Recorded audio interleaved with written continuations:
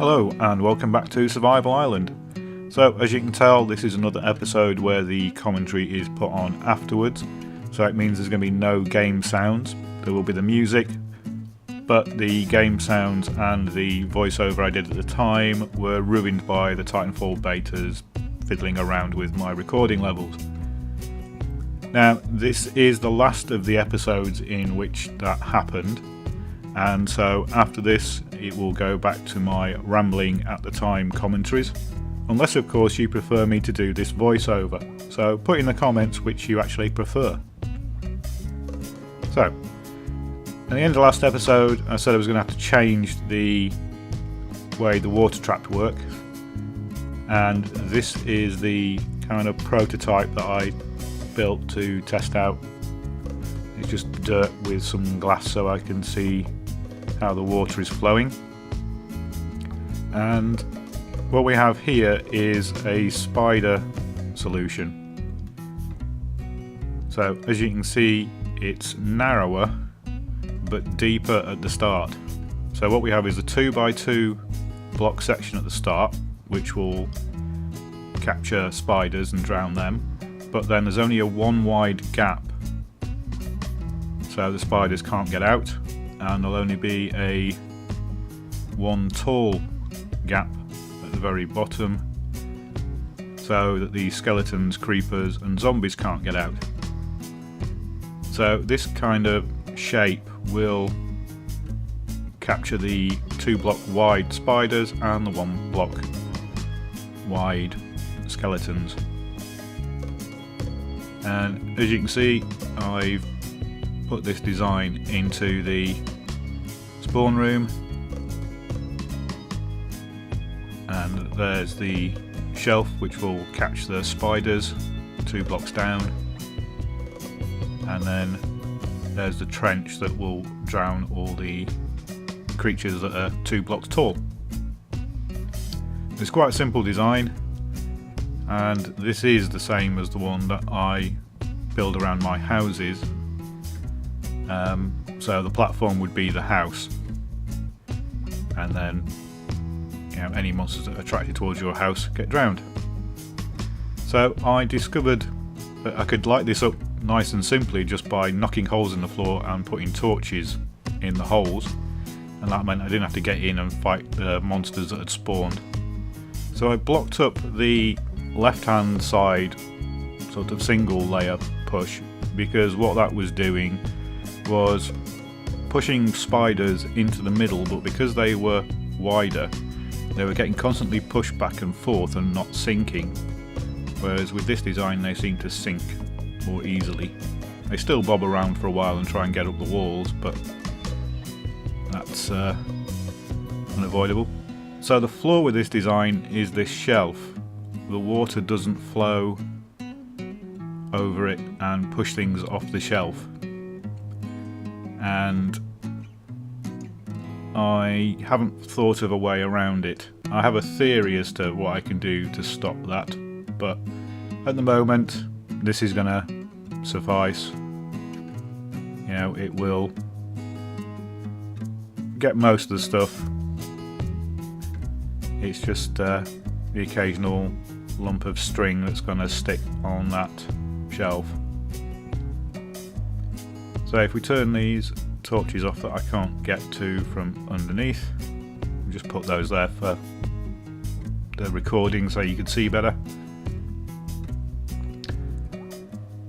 And so this door is going to now have to be blocked up because it's not tall enough for there to be a door in there. If I put the blocks in, it wouldn't quite work.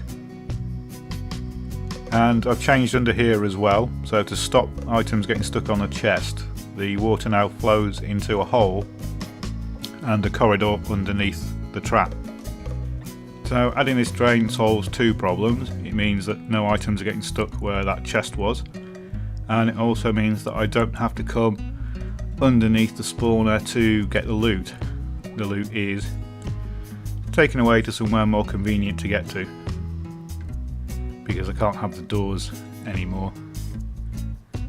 So if I turn off these torches and block up the holes,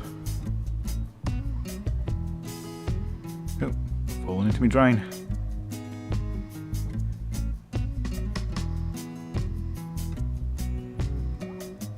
Get rid of that block.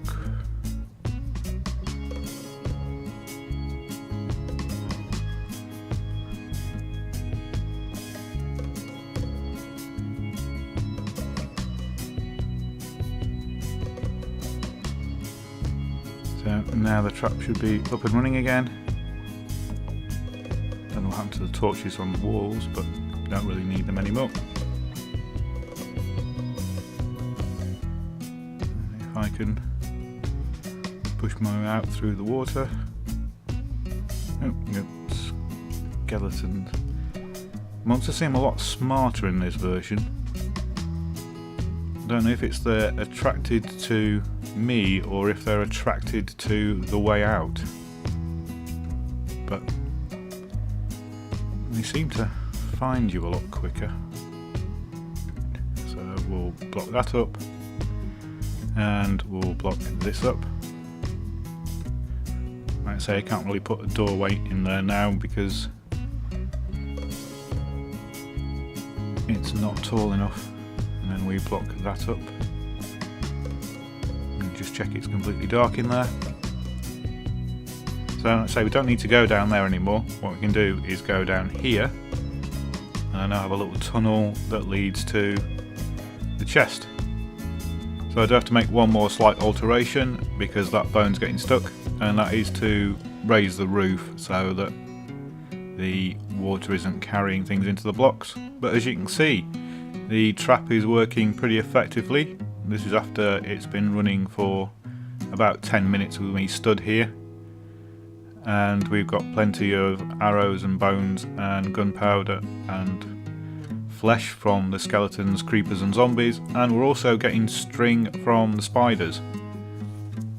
Now it does take a while for the loot to get from the sides of the trap all the way down here to the chest, but that's not really important because this is going to work automatically. It's not like I have to stand here and wait. But if you could hear the game sounds, you would hear that there are spiders currently in the spawn room, and I'm just waiting to see how quickly they get killed off and whether the string makes its way down to this chest.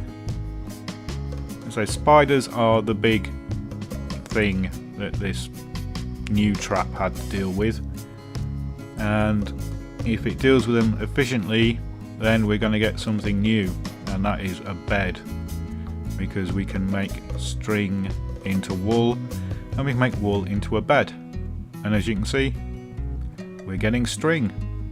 So I think we can rack that up as another challenge completed. We have a fully functioning water trap built around our skeleton spawner, and it's working fine. So now we have string, we can finally make a bed and have a proper spawn point on this map. So 4 string makes a wool, 3 wool and 3 wood makes a bed. I'll plonk this in the very empty upstairs and then go to sleep. So now if I die, I will appear safely in my house.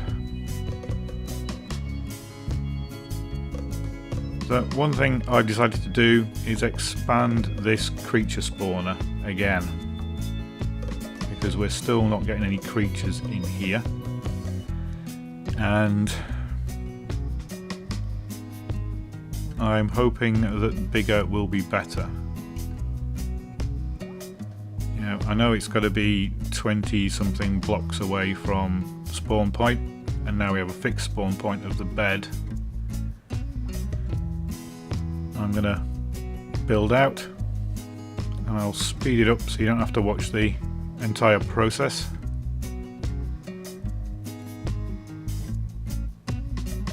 But the idea is that this platform will be definitely far enough away from the spawn point and definitely big enough for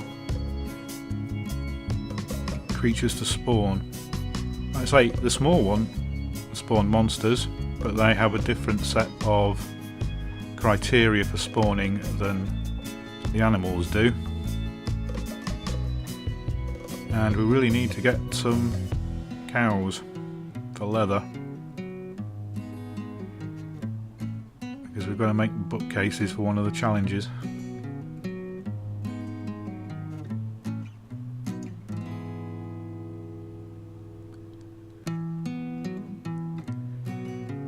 If only you could build things this quickly in Minecraft normally.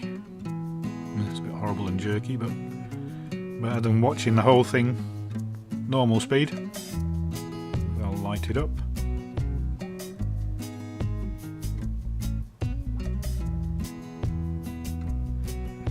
And put down the dirt.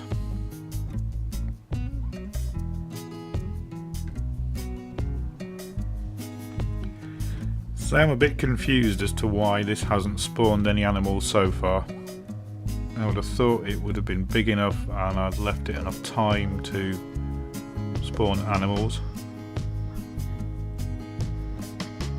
I'm wondering if they're spawning slower here, because unlike Skyblock there is a ton of land not that far away. See, Spider was quite happily spawning over here. It's not quite bright enough. Just put down a couple of torches. So we are definitely over 20 odd blocks away from our bed, which is the spawn point. We're even further away from the chickens, which are now on the other side of the island. So in theory we should have all the conditions met for animals to spawn. But theory is a wonderful thing. Let's see if we've got everything we need in actual practice to get them to spawn up there.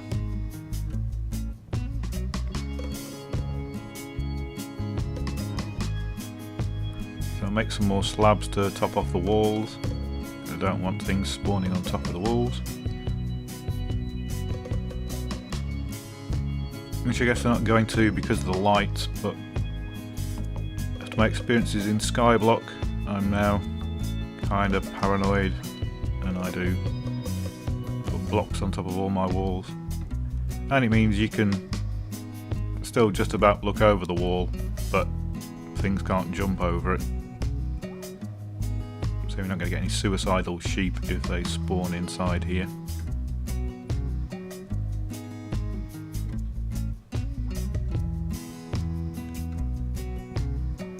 So there we are, there's the spawner doubled in size, and now we can do nothing but wait and see what happens.